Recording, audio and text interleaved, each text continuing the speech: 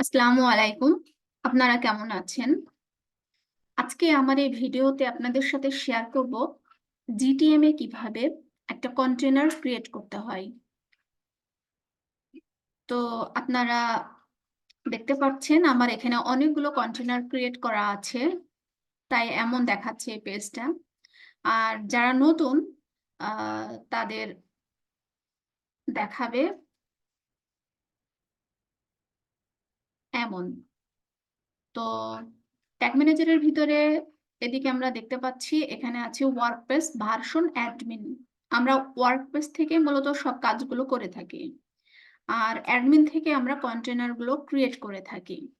তো আমরা নতুন একটা কন্টেনার ক্রিয়েট করি। এপাশে দেখতে পাচ্ছেন একটা প্লাস আইকন।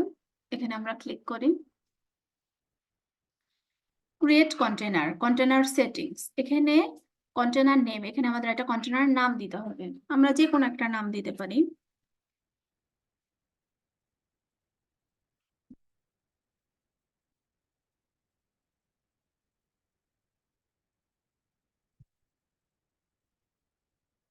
ওকে। যেহেতু এটা আমরা একটা ওয়েবসাইটের জন্য কন্টেনার ক্রিয়েট করছি, তো আমরা এটা ক্লিক করব। ওয়েবটা ক্লিক করব। দেন ক্রিয়েট।